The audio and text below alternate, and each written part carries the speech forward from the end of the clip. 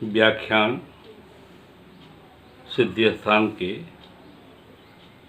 छठे अध्याय में चल रहा है, जिसका करीब 75 श्लोक हो चुका है। 76वें श्लोक से आगे बढ़ेंगे। तो पता नहीं हमारे व्याख्यान से आप कितना संतुष्ट हैं, मुझे नहीं पता, लेकिन आपके जो क्रियाकलाप हैं, जो मोबाइल हमें बता रहा है, उससे हम संतुष्ट नहीं हैं।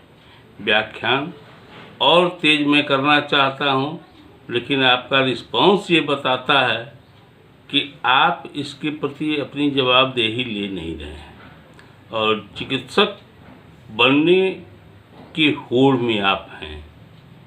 यदि आपको चिकित्सक बनना है तो महर्षि चरक के एक एक लाइन का महत्व है। मैं यहाँ महर्षि चरक के कहे गए श्लोकों को आपसे कह रहा हूँ और आख्यायित कर रहा हूँ। यदि आप ध्यान नहीं देंगे तो हमें लगता है कि मेरा यह परिश्रम सार्थक नहीं होगा। जब आपसे आमना सामना मेरा होगा और जिस तरीके से मैं व्याख्यान को बना रहा हूँ, दे रहा हूँ, आपको समझाने का प्रयास कर रहा हूँ, तो आपके तरफ से कोई प्रश्न भी नहीं आता कि मैं यह समझूं कि आप क्या कर रहे हैं, क्या चाहते हैं। आइए 76वें और 77वें श्लोक को सुने। पीत औषधस्य वेगानां निग्रहेण कफेन वा रुदो अतीवा विशुद्धस्य अत्यंगानि मारुताः।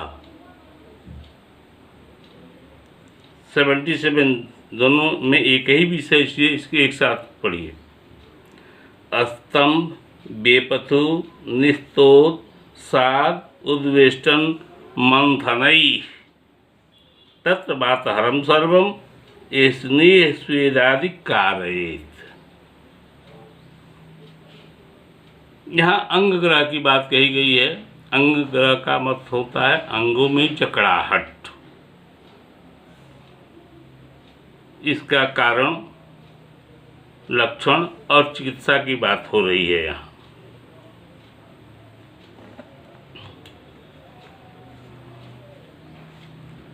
जो व्यक्ति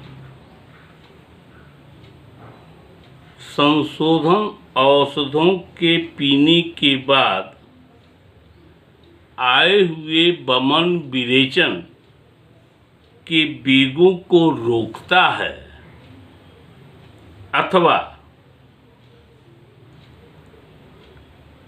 कफ के आए हुए वेग रुक जाते हैं, तो रुका हुआ वेग वायु को कुपित करता है। ये वेग धारणीय अध्याय में आप पढ़े भी हैं।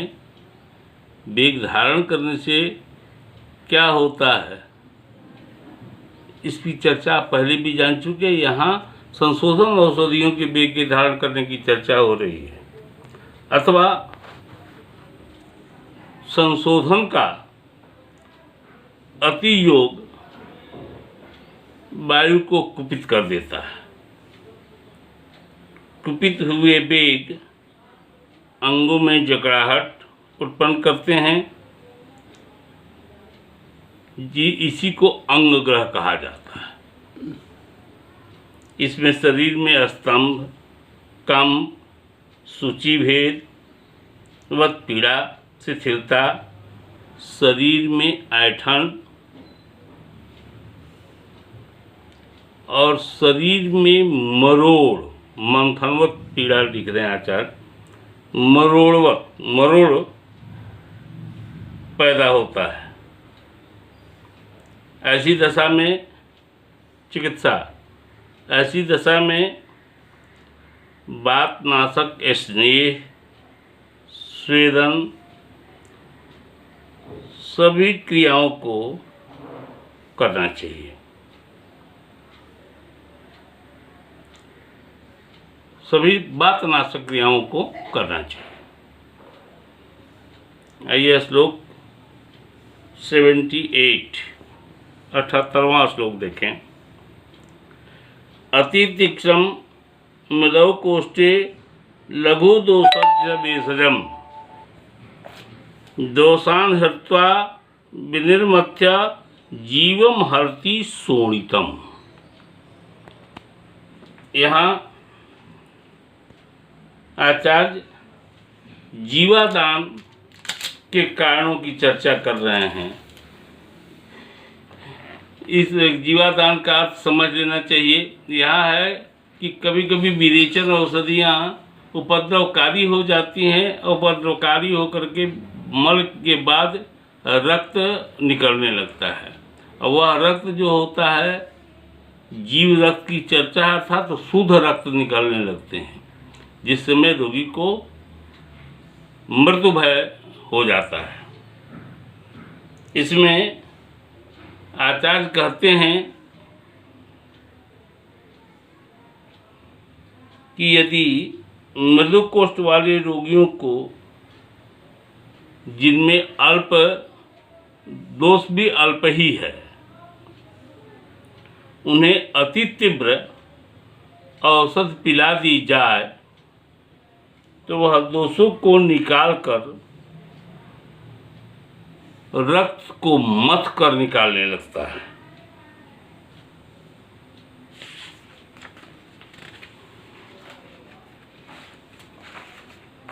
जिसे जीवादान यहाँ आचार्य ने नाम दिया। आइए 79 यहाँ कहा, साफ शब्द में कहा कि दोषान हृत्वा विनिर्मथ्या जीवम हरति शोणितम। जीवम हरति शोणितम कब? अर्थात दोषान हृत्वा विनिर्मथ्या, वह बचे हुए दोष मंथन करके शुद्ध रक्त को निकालने लगता है। आइए 79 और 80 श्लोक देखें। तेन अन्नाम निश्चितम दद्यात् द्वायसाय सुनेयपि वा भुंक्ते तच्चेद द्वे जीवम न भुंक्ते पित्तमादिशेत। कलम वा भावितं वस्त्रम शुक्लम वा भावितं वस्त्रम वानम कोष्ठवारणम प्रक्षालितं विवरणम स्यात् पित्ते शुद्धम तु शोणिते। यहाँ आचार्य आपको समझाना चाहते हैं कि जब हम चिकित्सा की बात करेंगे और हम चिकित्सा जानते आए हैं या जानते हैं, तो रक्त पित्त में भी गुदा मार्ग से, मुख मार्ग से, नासा मार्ग से रक्त गिरते हैं। दो भेद हैं रक्त पित्त के, ऊर्ध्व और अधा, और इसमें अधो मार्ग से भी, इसमें इस व्याधि में जिसकी जीवादान की चर्चा हुई, इसमें अधो मार्ग से भी रक्त गिरते हैं। रक्त पित्त के निकलने के दोनों मार्ग, ऊर्ध्व या आधा। जीव रक्त का यदि रक्त निकल रहा हो, ऐसी अवस्था में चिकित्सक को भ्रम हो जाता है कि कहीं यह रक्त पित्त का रोगी तो नहीं है।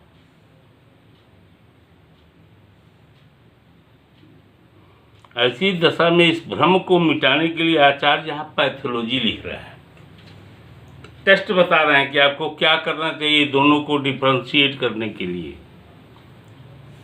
कह रहे हैं कि वह रक्त जो निकल रहा है उसको अन्न में मिलाकर के कौवा या कुत्ते को खिलाएं। यदि ये कौवा और कुत्ता रक्त खा गया तो रक्त पित्त का रक्त वह नहीं हो सकता, वो जीवादान का ही रक्त है। और यदि कौवा या कुत्ता नहीं खाए तो वह रक्त पित्त का रक्त है। या दूसरा कह रहे हैं कि ऐसे रक्त को सफ़ेद कपड़े में, यहाँ लिख रहे हैं कि शुक्लाम वा भावितम वस्त्रम, कि सफ़ेद कपड़े को उस रक्त में डुबा दीजिए, भिगोने के बाद उसको सूख जाने दीजिए। वस्त्र जब सूख जाता है तो उसको धोइए। धोने के बाद यदि वह वस्त्र साफ हो गया, उसमें दाग नहीं पड़े, तो वह शुद्ध रक्त है। और यदि उसमें दाग रह जाते हैं तो वह रक्त पित्त का रक्त है। चलिए आइए, इसलिए दोनों को डिफ्रेंशिएट करने के लिए चिकित्सक को आचार्य ने यहाँ टेस्ट बता दिया। आगे आइए 81 पर। इसमें उसके उपद्रव, जीवादान के उपद्रव और चिकित्सा की चर्चा हो रही है।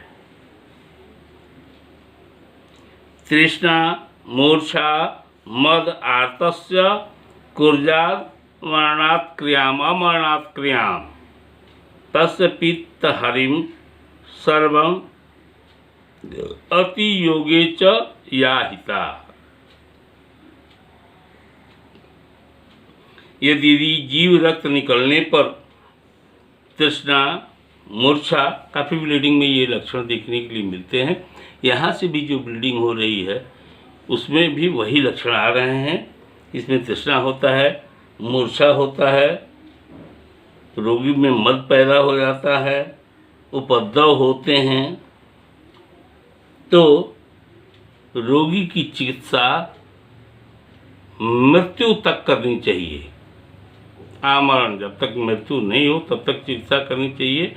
इसमें चिकित्सक को बड़ा सचेत रहना होता है। चिकित्सा में बता रहे हैं कि पित्तनाशक चिकित्सा करते हुए या जिन चिकित्साओं का वर्णन है उस चिकित्सा को करनी चाहिए। श्लोक 82, 83, 84 इसमें कह रहे हैं कि रोगी को बचाना आवश्यक है और रोगी को बचाने के लिए आप ब्लड ट्रांसफ्यूजन की व्यवस्था करते हैं। यहाँ जो बताया जा रहा है यह आश्चर्यजनक चिकित्सा बताई है आचार्य जी। सुनिए इस श्लोक को। तेन अन्नाम निश्चितम दद्यात् वायसाय सुनेपि वा भुंक्ते तच्चेद वजे जीवम न भुंक्ते पित्तम आदि से। नहीं, गलत पढ़ रहे हैं। 82, 83, 84 श्लोक सुनिए। गलत श्लोक हम ऊपर चले गए थे। मृग गो महिषजानां सद्यस्कं जीवितामस्यक पियेत् जीवाभिसंधानं जीवं तद्यासु गच्छेति। तदेव दर्भमृदितं रक्तं बस्तिं प्रदापयेत्। श्यामकाश्यमार्जं बदरी दूर्वो क्षीरैः श्रुतं पया घृतमण्डाञ्जन युक्तं शीतं बस्तिं प्रदापयेत्। पिच्छं बस्तिं सुषितं वा घृतमण्डानुवासनम्।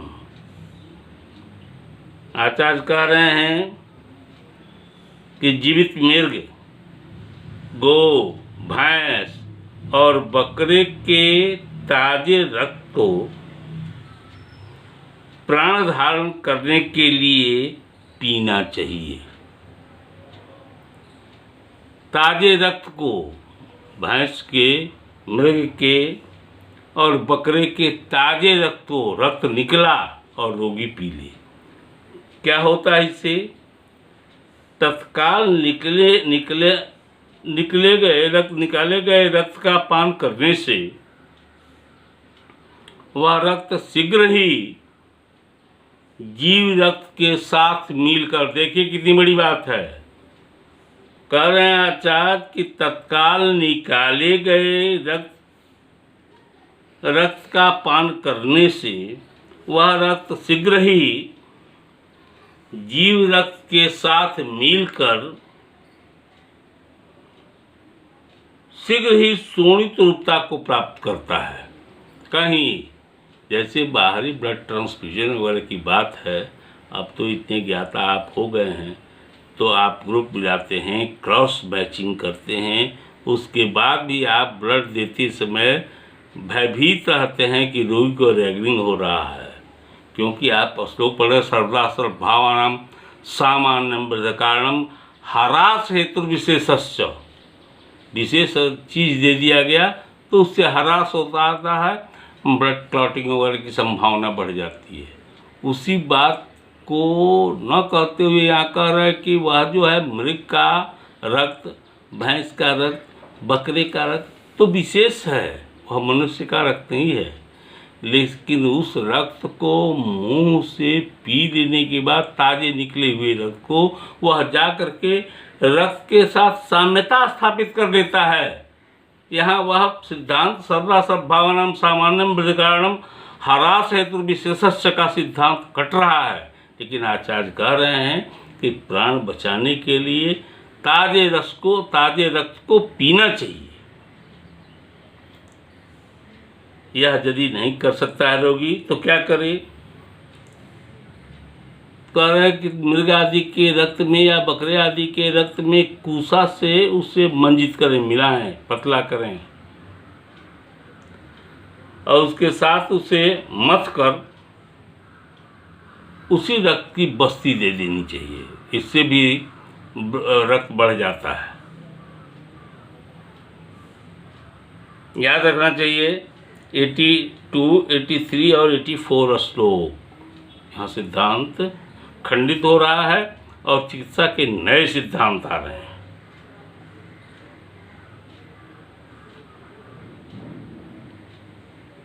अथवा काली निशोथ, गम्हार, बेर, दूध और खस, इसे पकाया हुआ दूध घृत के मंड में अंजन मिलाकर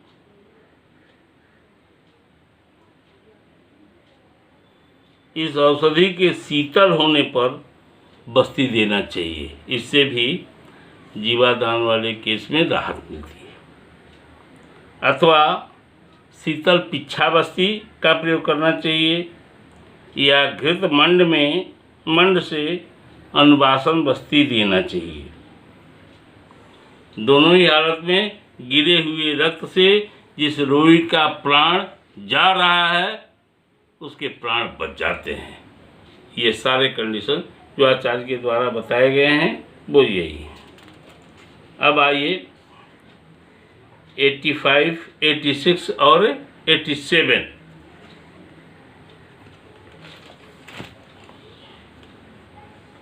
गुद भ्रष्टम, या इसमें गुद भ्रंश संज्ञानाश की चिकित्सा है।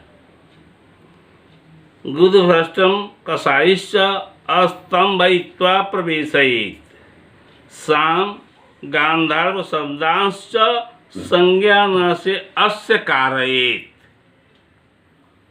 यदा विरेचनं पित्तं बीडन्तम् अवतिष्ठते वमनं भेजान्ता वा दोषानुत कृष्य नावहयेत्,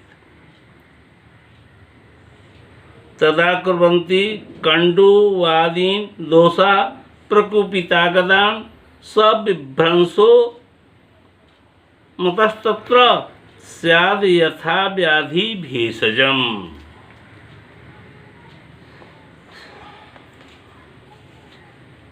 गुदभ्रंश तथा संज्ञानाश की चर्चा इन तीनों श्लोकों में है।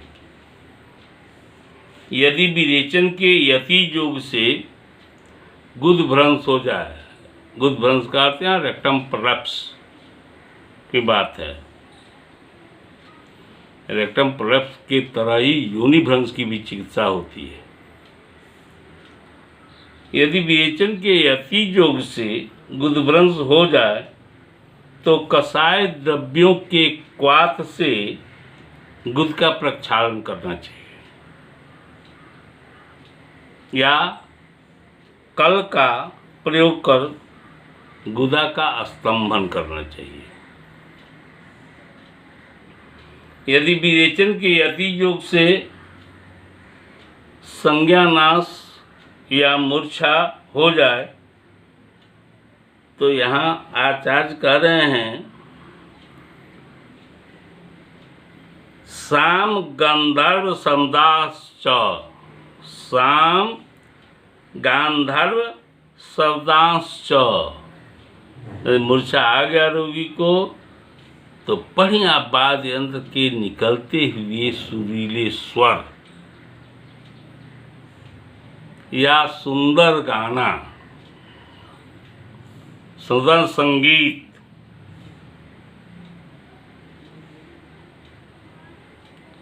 रोगी को सुनाना चाहिए।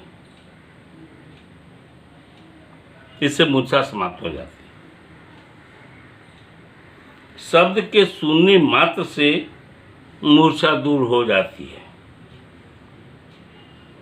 जब विरेचन औषध का पान किया गया हो तो वह औषध मल को निकाल कर रुक जाए, मल को निकाल कर रुक जाए, अर्थात मल के बाद कफ का स्राव नहीं होता हो तो वह औषध दोषों को उभार कर उसे बाहर नहीं निकाल पाती। तब प्रकोपित हुए दोष खुजली आदि रोग को उत्पन्न करते हैं और इसी रोग का नाम विभ्रंश है। गुदभ्रंश नहीं, गुदभ्रंश को पहले मैंने बताया, यह विभ्रंश की चर्चा हो रही है। विभ्रंश है, इसकी चिकित्सा व्याधि के अनुरूप करनी चाहिए। 88 और 89 श्लोक देखिए। पित्तम स्निग्धेन सस्नेहम तदवसाय तद दोषैर्मार्दवाद व्रतम न वायति दोषांस्तु स्वस्थानात् अस्तंभयितान् बात संग गुद स्तंभ शूलै क्षरति च अल्पसः तीक्ष्णं बस्ति विधिकम्बा सोल अहो लंघित पाचितः।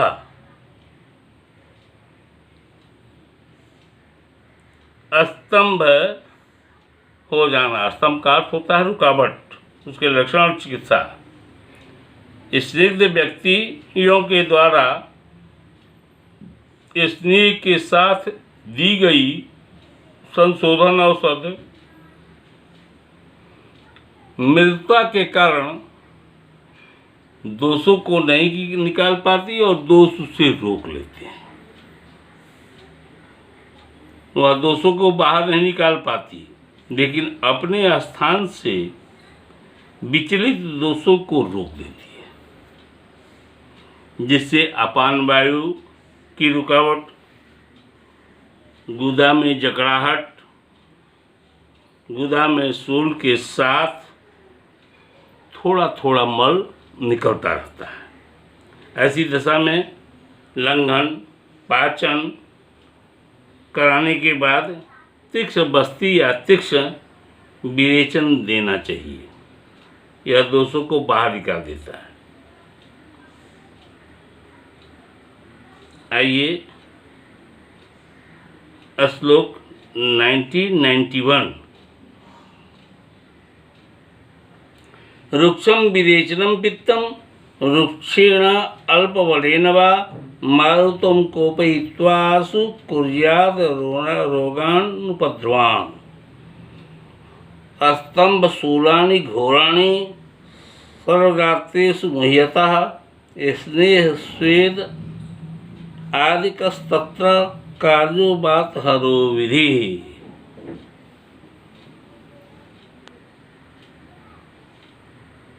जिनके शरीर रुक्ष हो, साथ ही दुर्बल रोगी हो, ऐसी अवस्था में वायु स्वतः बढ़ा हुआ होता है और उससे रुक्ष विरेचन द्रव्यों का पान करा दिया जाए। यहाँ दो भेद है, स्निग्ध विरेचन, रुक्ष विरेचन। कहाँ आपको स्निग्ध विरेचन देना है और कहाँ रुक्ष विरेचन देना है। यदि जहाँ स्निग्ध विरेचन देना है, यदि रुक्ष विरेचन आप वहाँ दे देते हैं तो वहाँ उपद्रव होते हैं। यह वमन विरेचन व्यापक स्थान की चर्चा हो रही है। ऐसी दशा में वायु को शीघ्र ही कुपित कर भयंकर उपद्रव करने वाली हो जाती है यह औषध। इन उपद्रवों से रोगी मोहयुक्त हो जाता है तथा उसके संपूर्ण शरीर में भयंकर जकड़ाहट और शूल उत्पन्न हो जाते हैं। ऐसी दशा में स्नेहन स्वेदन करने के बाद वात नाशक या विध्वंसक विधियों का प्रयोग करना चाहिए। आइए 92 और 93 प्रश्नों को देखिए। स्निग्धस्य मृदुकोष्ठस्य मृदुत क्लिश्यौषधम कफम पित्तम वातम च संरुध्य सतंद्रा गौरवम कलमम दौर्बल्यम चांग साधम च कुर्यात आसु तदुल्लिखेत लंघनम पाचनम च अत्र स्निग्धम तीक्ष्णम च शोधनम। क्रम का कारण बता रहे हैं आचार्य यहाँ, लक्षण और उसकी चिकित्सा। स्निग्ध तथा मृदु कोष्ठ वाले पुरुष जब मृदु औषधि का सेवन करते हैं तो वह औषध कफ और पित्त को उभारकर वायु को रोककर तंद्रा गुरुता के साथ क्लम रोग को उत्पन्न कर देता है। इसके चलते शरीर में दुर्बलता, शरीर में शिथिलता भी हो जाती है। ऐसी दशा में शीघ्र ही वमन कराना चाहिए। इसके बाद लंघन पाचन कराकर स्निग्ध द्रव्यों के द्वारा तीक्ष्ण शोधन कराना चाहिए। यहाँ 6ठा अध्याय समाप्त होता है। इसके आगे 7वें अध्याय के अगले व्याख्यान में 7वें अध्याय से व्याख्यान जाएगा। धन्यवाद।